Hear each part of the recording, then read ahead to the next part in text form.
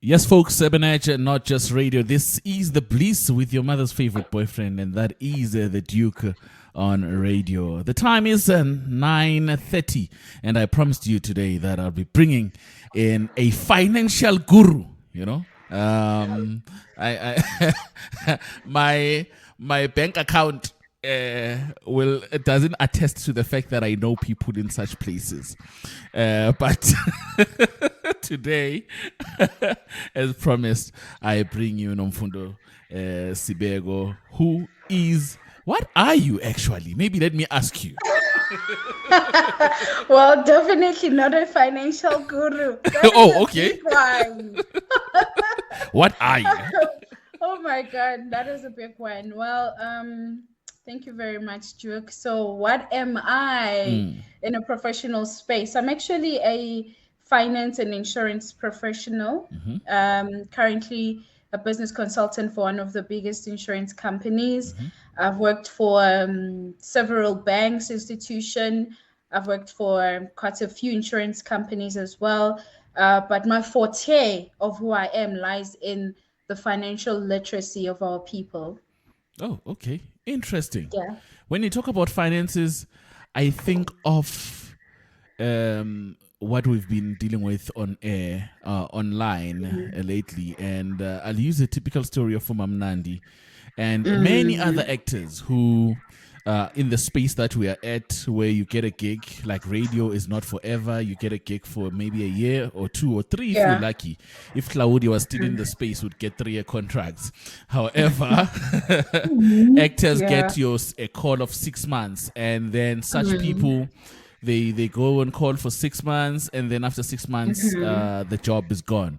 Mam Nandi, at the moment, you've seen that she has been receiving donations and all that. Please speak to us with regards to that. When you see that, what does it say to you as a finance person? Well, we can all agree that a big part of what we saw is a financial implication. It's also financial decisions that we would have made. And my assumption is that us as young people or middle class people, by that age of Mam Nandi, chances are we would all be asking for either donation or depending on government and government grant. We can't take away the fact that she had young days. She had contracts of young days where she could have saved. But in the space that they are in, also we need to understand it's not a reoccurring income. It's not income every month. So it's a bit tricky when it's like that. But there's a lot of learnings that we can take. Okay, there's a lot of learning we can take. But the first one that maybe we can talk about for the day, Duke, would be financial literacy. Okay. How much we know, what do we know, and what do we do with the information that we know? Because a lot of our financial breakdowns are actually from a result of financial literacy. Okay. Just an example, if we knew that when you are young and you take a life cover that perhaps has dread disease, illness, terminal illness, savings, retirement annuity, when we get to the age of Mam Nandi, we would be living comfortably if we knew, had we known. So the core thing here lies in the knowing. Okay, interesting. Yeah. Okay, so I'd like to know when we talk about Umam Nandi, a lot of people are talking. Why didn't she save money when she was still working? I think that is a tricky thing for me too, and I'd like to be taught. If you're asking me now, how much am I saving every month? Hey, comrade, I'm saving nothing. I know, but also, how do you save when cost of living is too high? I mean, an average person, when cost of living is too high and the high debt level are high, there's also limited income coming. The first thing that you want to do is to survive. the first thing you don't even look at, or rather the first thing you want to withdraw and deplete, is your savings, and it's canceling of insurance. And you know why? Cost of living is too high. So it's a very good question, Guti. How do I save? um but maybe let me answer in terms of why can't we save, or why are we failing to manage our finances better. Okay. um Stats shows that South Africans, we struggle in terms of saving, and this is due to a combination of few factors. As I've mentioned, it's including high debt level, it's including high cost of living, it's including limited income growth, but also going back to financial, we have low financial literacy, and that makes it difficult for us to prioritize savings over essential expenses. So between food and savings, you'd go for food. Between that is it. Between food and your life cover and insurance, what would you go for? You go for food. So yeah, it's Survive. quite a, yeah, you're looking at surviving. Maybe you need to So it's teach us gonna on be, saving. yeah, but I would really encourage that, if you're still young and able to, that's where we need to start. It's going to be a bit defeating to start when you're older. Mam Nandi can't start saving for her retirement now, for her terminal illness now, for her disease, or dread disease cover now. So the younger you start, the better. Okay. And what do I look at? So, the options of saving for me, as a 34-year-old, Yeah. young as I am, and I would like to consider myself as a middle class, and I feel like the middle class are the most suffering in South Africa. But maybe I'm just below the belt of middle class. Yeah. you know, I know, right? I'm just the Middle class, face. no. It's a scam. It's a scam. So speak to the 34-year-old Duke about saving. Yeah. What do you say to him? Well, firstly, saving, you have to apply one rule. To become savvy like that, there's just one rule, firstly, that we need to apply. Do not live outside of your means, or don't spend more than you make. Live within your means. Let's Okay. start there. Before savings and being able to afford other type of covers, let's start into, can you afford it? How do you do that? Live within your means. You cannot be earning a 10,000 rand, but your lifestyle is that of a 15,000 rand. Already we see. What are you going to save? That's a deficit. So start where you are by living within your means. And savings doesn't mean that you must have 100,000, a lot of money. You can start just by 200 rand, just by 100 rand. Save where you are with what you have. That is within actually your means as well. Oh, okay. So where do I save? That's where we start. Where? Pants Well, compared that's a bank where they gonna charge me. yeah. Do I buy? What do you call it? Is it stock? My stocks, Yes. my savings, my Where do I do units. that No. thing? Nomfundo is talking about Yeah, saving, but where do I save? Because if the money is too close, yeah. I bet you. Ngizosiboleka le mali. Exactly, that's what it is. But before I answer that, Chuk, it's also very important that I am not representing any financial institution, and I'm not providing any advice. Okay. But the question of where do I save? Start at the bank that you're currently banking with. I mean, every bank institution should have a savings or investment component, but also always be cognizant of the interest rate. What if you save 100 rand, what is your interest rate? If you save 1,000 rand, what is your interest rate? Because at the end of every savings goal, there should have been some interest that you would have earned. But also always, maybe also have in mind that save for a certain goal. Don't just, oh, I'm just saving just so it's there. Save with an intention to achieve a certain goal. So that way you are able to track your money, you track your savings, but also to find the best either a financial institution to save in.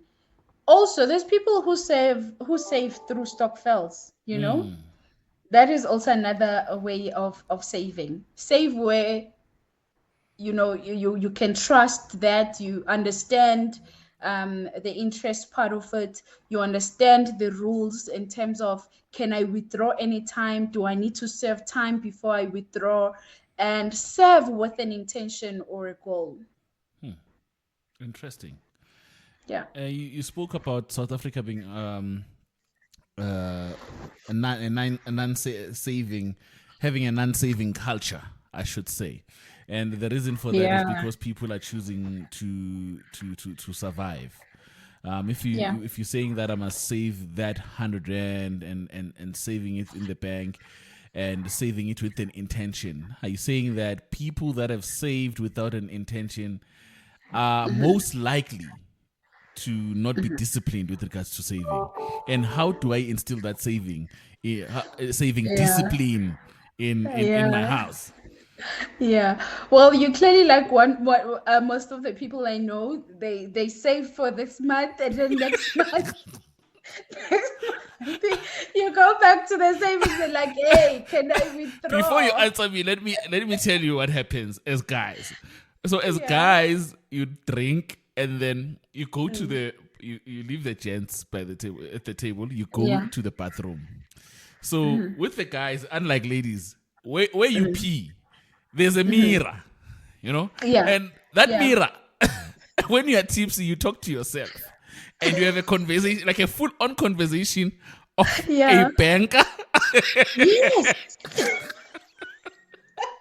and you're like, Yeah. Dwana, I Yeah. see. Yes. So that's 200 ngiziboleka 200 kule mali ye-rent Yes. unokuziboleka kwe-rent 200 Yeah. Yeah. sizoyikhava boy. So I'm that guy, though I don't go to pubs, but I am that guy who Yeah. looks himself in the mirror and say, no, Yeah. I sithathele for clippers sizoyibhadala. Yeah. How am I going to do that? It's not a problem. Sizoyibona. We'll figure it out. How do I Well, instill the discipline? most of us are doing that too, okay? We do that a lot of times. You would take from this amount that was supposed to do something and you would do another thing. I guess that specific one speaks to prioritization, how important that money you're taking from is, and how important that money you are taking it to, the thing you are taking it to, how important is it to sacrifice what you are taking from. So it's priorities. In terms of people saving without a goal, it doesn't mean that they are more reckless. I mean, for them to even be able to save speaks highly of them. They have some sort of discipline, you know. But it's always greater to say, I am saving for this, I am saving for that. That comes with an element of discipline, because you can see the future, you can see the goal. I'm saving for a holiday. So if I take 1,000 from this holiday money, I may not see the holiday coming through. So what do? You restrain from taking the money. Um, so it doesn't mean that they are less disciplined or anything. No, not at all. Okay. But it's advisable to say to have a goal, your saving goal. Oh, all right. What else do you have for us with regards to saving? Any more info that we need to know? Well, not much, but very important that people should start where they are. That's number one, and do not live, over your means. Do what you can, and maybe as we go, we're gonna then indulge more into budgeting, into paying off debt, into saving, into investing, and most importantly, into protecting yourself financially. Again, taking it back to Mamnandi's example, we encourage that by that age you would had a healthy retirement annuity, and that is part of protecting yourself financially. You would have had a some dread disease or terminal illness benefits right there. That is also part of protecting yourself financially. but also that goes also into short-term space where we're going to also indulge in insurance, protecting your assets, insuring your tattoo as well. If you What? didn't know, you can. Yes, you can. Even your arms, your anything Are you that serious? yeah. So we will indulge in all of those. Okay. Yeah. I think I'm gonna enjoy this. She's coming, Ebonite. She's coming. In your case, you can insure your voice because your voice is what you use You to generate lie. income, right? You lie. Are you serious? Yeah, Oh, can be okay. done. So The plan was for you to come once a month. I think you must come bi-monthly, eh? Because I can't wait for the next month for you to tell me that I can insure my tattoos. it's a lot to unpack, but also, like I said, my forte lies in the financial literacy, and I'm of opinion that if we knew better, we would have chosen better. We would be better as a nation in financially. Even when we knew better like that, we would also lessen the burden in the government in terms of grant. It will lessen us depending more on the government for grants. And yeah. Okay. This was just a sneak preview of what will be coming through on the Yeah. Bliss in terms of finances with Nomfundo. So if someone is listening now and they want to engage further with regards to the to what you've spoken about, do you have that open line for them? Of course I do. They can find me on LinkedIn only. I do not Yes. have any other social Ngoba media. niyashelana nina, niyashelana. Sinika amanamba nishela ama-guest. We are professionals there. Nomfundo Sibeko. But also I do have a company of my own, which they can always leave their contact details there. It's Fundi Business Consulting. Thank you so much for joining us. Until the next month. Yeah. Ebonite, I'm going to make sure it's not just next month. Because this is about to get interesting. Thank you so much for joining us. And today we were talking savings. Yeah, man, really do appreciate your time. And may the good Lord bless you. Thank you, Kubwal, and thank you for having me in. Yes, that was Nomfundo Sibeko. And she came through and told us about saving. And there's a lot that is going to come from her. This is The Bliss with the Duke, your mother's favorite boyfriend. You see, I bring mothers to give you some info on Even Edge and not just radio.